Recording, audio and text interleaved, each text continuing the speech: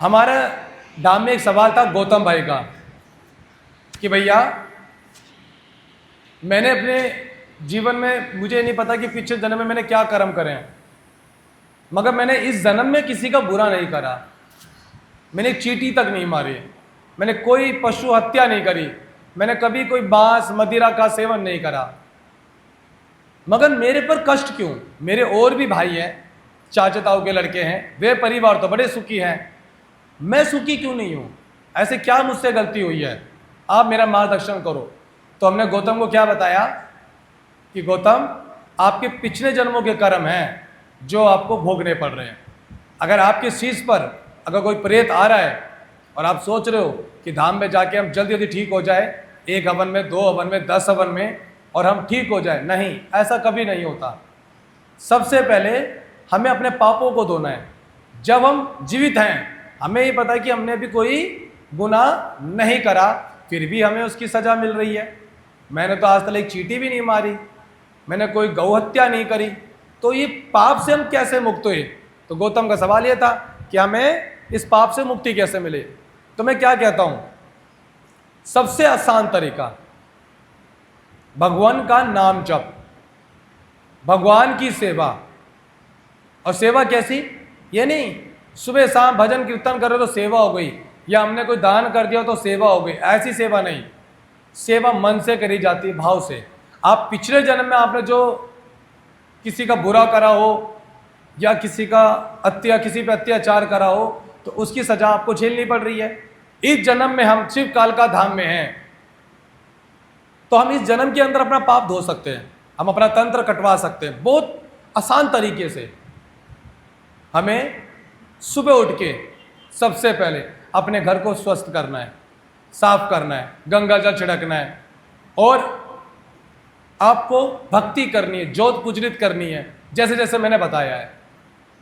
अगर आप ज्योत पुजरित कर लेते हैं तो आप एक नियम बना लो, जो देव मेरी बहनें माता को मानती आई, दुर्गा को, काली को, आप दुर्गा सप्तशती का पाठ कर सकते हो, तब भी आपके पाप धुलना शुरू हो जाते हैं। संकल्प के साथ, संकल्प का बड़ा महत्व होता है। अगर आप संकल्प लेके नहीं करते तो उसका फल कोई और ही ग्रहण कर लेता है, या फिर उसका फल आपको मिलता ही नहीं है। तो मैंने उनको बताया कि गौतम, हम हो सकते हैं कि पिछले जन्म में हमने बहुत बड़ा पाप करा हो, मगर कुछ आपके अच्छे पुण्य भी थे जो अभी आप इंसान की योनि में हो, है ना। ये जानवर की योनि जो लेते हैं, वे कभी कभी बहुत बड़े बड़े गलत तरीके से उन्होंने तंत्र करा होगा या कुछ पाप करा होगा, इसलिए वो जानवर की योनि में है। हम इंसान की योनि में तो हम सब कुछ कर सकते हैं, ठीक, हम भक्ति भी कर सकते हैं, हम जॉब भी कर सकते हैं, 2 पैसा भी कमा सकते हैं, हम घर भी बना सकते हैं, हम खेती भी कर सकते हैं, हम पूजा पाठ भी कर सकते हैं, हम दान भी कर सकते हैं, हम यज्ञ भी कर सकते हैं, हम गंगा स्नान भी कर सकते हैं। क्या जानवर कोई गंगा स्नान कर पाएगा बेचारा? वो किससे बोलेगा अपना दुख? तो जीवित हो आप, अगर इंसान की योनि में हो, तो आप सबसे पहले जितना हो सके महादेव की सेवा करो, क्योंकि देवों के देव महादेव एक ऐसी शक्ति है, वो ऐसी ब्रह्मांड की ऊर्जा है जो आपके हर पाप को धो सकते हैं, चाहे वो कितना भी बड़ा पाप हो। अगर आपने महादेव की सेवा ले ली, निरंतर उठते ही सुबह जाके आप जल महादेव को चढ़ाते हो, कुछ नहीं, 1 लोटा जल, महादेव तो 1 लोटा जल में भी खुश है, ना कोई पैसे देने ना कुछ करना। घर से जल लेके गए, संकल्प घर से लिया कि हे देवों के देव महादेव, मेरा नाम ये, मेरा गोत्र ये है, मैं आपको जल अर्पित करता हूँ। मेरे शरीर के अंदर जितनी भी मलिनता है, वे मलिनताएं सभी मेरे शरीर से बाहर हो जाए, और मेरा मन मेरी फैमिली में लगे, मेरे कारोबार में लगे, और मेरा मन भक्ति की तरफ लगे। और जब मेरा समय आए तो कोई तांत्रिक, कोई अघोरी मेरा बंधन ना करे, मुझे मुक्ति और मोक्ष प्रदान हो। ऐसे करके अगर आप 41 दिन तक महादेव को दीपदान और गंगा जल चढ़ाना शुरू कर देते हो, आपके जितने भी शरीर के अंदर प्रेत हैं, वे सभी प्रेत शरीर छोड़ने पे मजबूर हो जाते हैं। क्यों हो जाते हैं? क्योंकि आपने भक्ति करी, आपके मन भक्ति की तरफ लगा। बहुत सारे ऐसे लोग हैं जो भक्ति करना चाहते हैं, मंदिर भी जाना चाहते हैं, मगर प्रेत कभी कभी आपको गिरा देता है, कभी घर में कलेश करवा देता है, कभी लड़ाई हो जाती है, मंदिर जाते हो तो मंदिर पंडित आपसे लड़ जाता है। ये सब कारण क्या है? ये प्रेत चाहता ही नहीं कि आप भक्ति करो। उसे पता है अगर ये मोक्ष की तरफ चले गया तो हमारा क्या होगा, क्योंकि हमें जो जन्म मिला है ये भक्ति करने के नहीं मिला है, नाम जप करने के नहीं मिला है, जगत कल्याण के नहीं मिला है, लोगों की सेवा करने के नहीं मिला, गौ माता की सेवा करने के नहीं मिला है। तो आपको क्या करना, जिसने भी पाप करे वो अभी समय है, कुछ भी नहीं करना। धाम में आते हो दीपदान विधि करो, और जिस दिन मंदिर जाते हो वहां तो एक दीपक संकल्प के साथ जो यहाँ संकल्प कराते हैं वही संकल्प वहां करना शुरू कर दो। आप देखना आपके प्रेतों का बल खत्म होना शुरू हो जाता है। जितनी देर तक दीपक जलेगा उतनी देर तक आपका प्रेत जलना शुरू होगा, और एक टाइम ऐसा आएगा कि वह आपका शरीर छोड़ देगा। शर्त यह है कि आपके ऊपर प्रेत, जब भी आप संकल्प लो तो प्रेत आपकी चीज पे सवारी बन के आए ना, उस टाइम पे आपको रोकना है। तो जब हम जो पाप हम करते हैं ना उसी की सजा भोगते हैं हम। आप ये मत समझना कि हम भाई मर जाएंगे तो कुछ नहीं होगा, हम प्रेत में तो है। मरने के बाद तो बहुत बुरी दिशा है, बहुत बुरा हाल होता है, क्योंकि मरने के बाद जो प्रेत जिसके शीश पर होगा वो मारने के बाद आपको मुक्ति की तरफ जाने ही नहीं देगा, वो बांध के अपने पास रखेगा, फिर उसके बाद आपसे गलत गलत कार्य करवाएगा। गलत गलत मैं बोल भी नहीं सकता, वो आपको जीवन भर हजारों साल तक भटकाता ही रहेगा, है ना। तो कोई चाहता है कि प्रेत बने? हम नहीं चाहता। तो हमें कैसे बचेंगे? हम भक्ति से बच सकते हैं।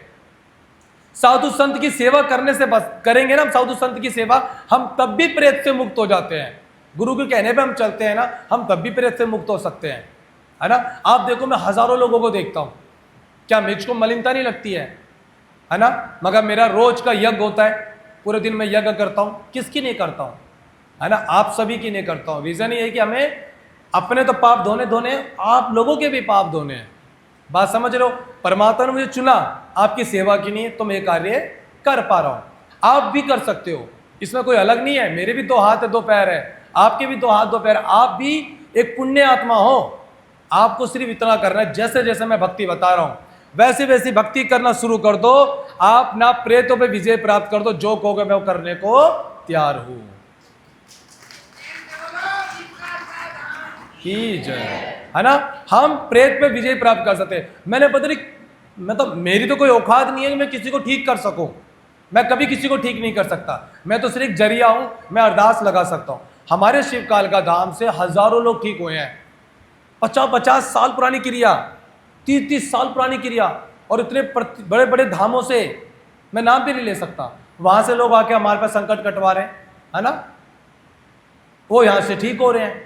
ये पब्लिक जो आती है उनको पता लग रहा है कि यहाँ से हमें आराम पड़ रहा है। ऐसा मेरे पास क्या एनर्जी है कि मैं जब सर पे हाथ रखता हूँ तो प्रेत कांपने लग जाते हैं, घबराहट होने लग जाती है ना। तो यानी कि कहीं ना कहीं परमात्मा ने मुझे इस कार्य के लिए चुना, तो मैं पूरा काम अपने दिल की मेहनत से करूंगा और लोगों को ठीक करने में लगाऊंगा। 2 तरीके के भगत होते हैं, एक अच्छा एक बुरा। जो बुरा कार्य करता है आने वाली 7 पीढ़ी तक उस भगत की, आने वाली 7 पीढ़ी तक उस भगत के परिवार बड़ी बुरी यातनाएं झेलते हैं। और वो जो 7 पीढ़ी की जो कहते हैं ना फैमिली होती है, वो गाली बकती है अपने कुलमों को कि तुम्हारी वजह से हम झेल रहे हैं। कहते हैं ना हम कभी कभी हमारे दादा परदादा ने की वजह से हम भुगत रहे हैं। अगर कोई दादा परदादा अच्छा करता तो क्या कहते हैं, इनके दादा परदादा ने बहुत अच्छा करा, जो आज फल कमा गए, कर तो उनके दादा दादी गए हैं, इसको क्या। तो भाई जब कोई सेवा करता है, भक्ति करता है, तो वो अपने पापों को भी धोता है। आज से निर्णय ले लो, हम किसी का बुरा नहीं करेंगे। जो हमारा बुरा कर रहा है परमात्मा तू देख, हम कभी भैया से नहीं बोलेंगे कि भैया आप उसका भी बुरा कर दो। कभी आपने देखा मैं किसी का बुरा करता हूं? नहीं ना। मैं क्या बोल रहा हूं, भगवान जो भी मेरी माता मेरे भाइयों का कष्ट कर रहा है उसको तू देखा, मैं तो शक्ति लगाऊंगा, बाकी परमात्मा देखेगा, है ना। हमें ठीक होना है। हमें कितने टाइम तक ठीक होंगे? 25 साल पुरानी क्रिया, 50 साल पुरानी क्रिया, ये सब पिछले जन्मों का खेल है आपके पास। या आप समझो, या आपको भी पता है, बच्चे नहीं हो, पढ़े लिखे लोग हो, या आपको भी पता, अंदर आपसे बात भी करते हैं कि हम ठीक नहीं होने देंगे। क्यों?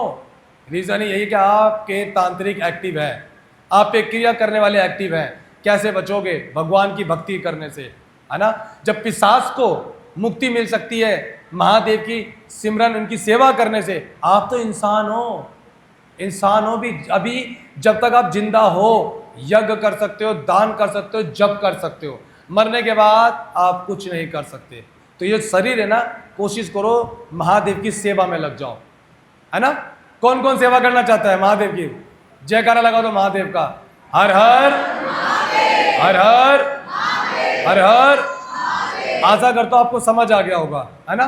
बहुत जल्दी हम लोग और भी चीजें बताएंगे आने टाइम पे, थोड़ा फ्री होके, ठीक है। मिलते भी किसी नई टॉपिक में। जय श्री महाकाल।